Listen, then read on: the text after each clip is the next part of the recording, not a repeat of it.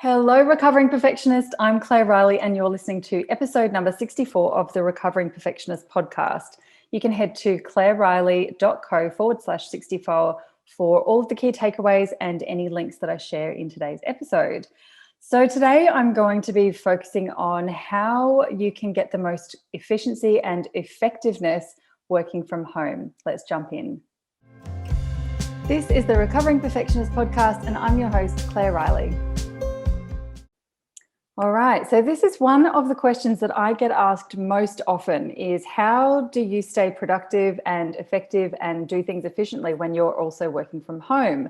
So most of the people who I work with, women who are in service-based business, who are entrepreneurs, usually solopreneurs, sometimes have a small team, which usually are remote as well, that we work from home, and it can be really, really challenging to balance what we need to be doing in our personal and home lives with what needs to be done in our business lives. So I put together a couple of my absolute top tips, and I hope they are helpful for you. So the first one is setting the tone with your environment. So everything that has to do with where you work and how you start your workday and all of that sort of thing, I think is really important. It's really great to have a few different places in your home where it really signals to your brain, and usually to those people around you as well, that you're now in your workspace. Something that used to drive me a little bit crazy, especially when there were more people in my home, was that because I was working from home, I was always accessible. If I was working in an office in the city as I used to, people would have to think a bit more about whether they were going to contact me, whether the thing they wanted to chat about was important enough to interrupt me at work. But for some reason, that didn't translate to when I was working at home. So having some sort of environmental triggers for yourself as well as for the people around you, I think is really important.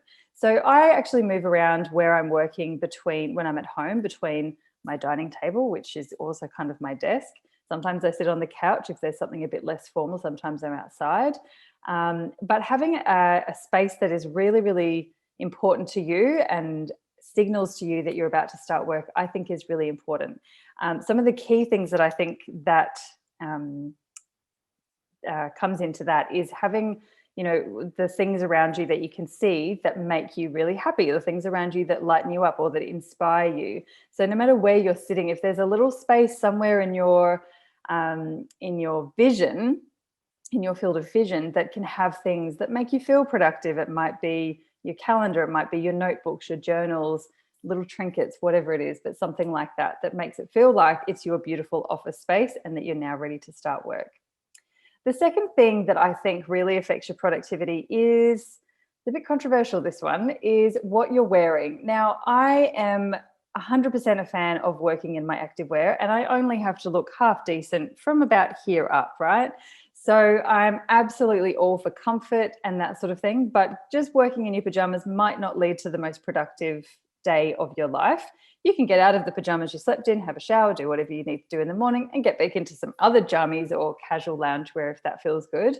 But actually signaling to yourself that you're now entering a work day and you're ready to go. Often, if you're like me, things pop up at the last minute and I end up booking in a call at the last second. And I don't like having to scramble to, get myself feeling like I'm camera ready or ready to have a chat on the phone. So definitely have a think about feeling fresh and feeling like you are physically in yourself ready to join the workday. We totally can't smell if you haven't brushed your teeth, but you can, and you'll feel the different energy, right?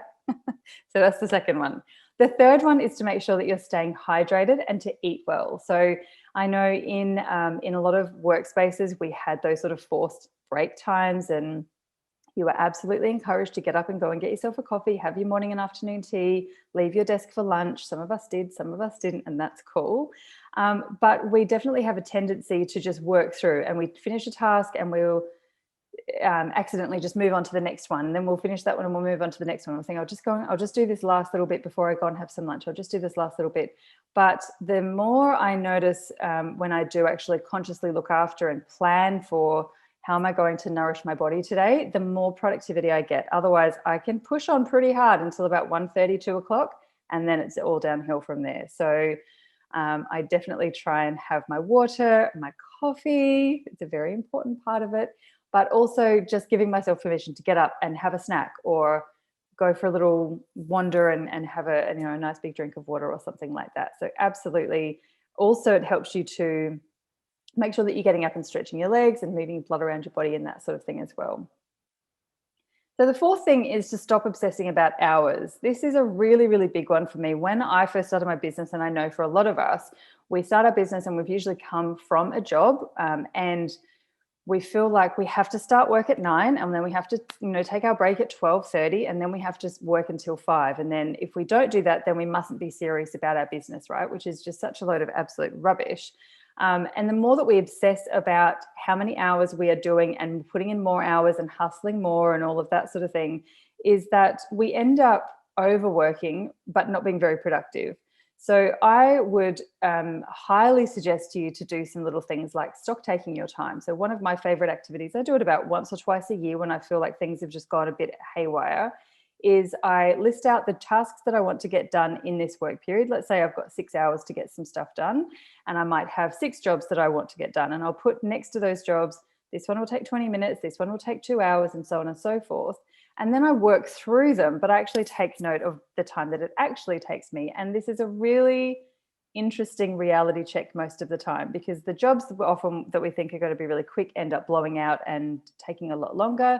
And some of the jobs that we think are going to take a lot longer, we end up having to hand over or outsource, or actually they didn't need to be done at all and they take a lot less time. So it just helps you with your forward planning if you can get that little reality check on how long the tasks you want to do are actually taking you on the daily.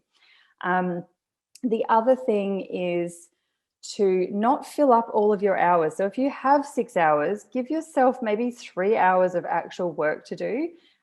It gives us that beautiful sense of freedom and space and having completed something. And if you complete everything that you wanted to by midday and you've still got 3 hours of your work day to go, it's up to you. You can celebrate, you can go to the beach, or you can continue working. You can do whatever you like.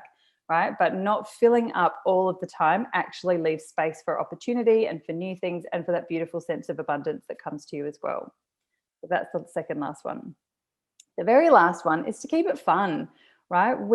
Depending on your brand and your delivery and how you are and what sort of business that you're actually running, it's completely up to you how much fun and chill and all that sort of thing. But you're working from home. You get to make the rules. If you want to have music on in the background, you get to have music on in the background. I have these beautiful rituals in the morning where I always have music playing and my diffuser on. Sometimes it's a candle, but usually it's just some essential oils in the diffuser. And I really love that ritual, that my whole space feels fun and light and exactly how I want it. I don't have to work in someone else's office where it's got the perfect backdrop and where it's got no noise, and we all have to be very quiet because someone else might get distracted if you're too noisy. You get to make the rules of whatever makes it fun. I'm also a big fan of things like Pomodoro, the Pomodoro timers. So you do the 25-minute work sessions punctuated by small breaks. And one of the things that I love doing there in the breaks is I have a list of personal things I want to do. And half the time, the personal things I want to do are friends that I want to call. So I get to call my friends a couple of times a day if I feel like it, and just have a bit of a chat, or just call and, have a bit of fun. So I think the more that you can instill your flavor and whatever it is that makes you tick and whatever is in your surroundings and on your person and with your time management and your lifestyle that makes it feel fun and aligned to what sort of life and lifestyle that you want to create, always is going to make things more productive and more efficient and more effective. So those are my top tips. I will round them up with a couple of dot points in the show notes, which you can get at claireriley.co/64. And I will speak to you on the next one. Take care, everyone. Bye.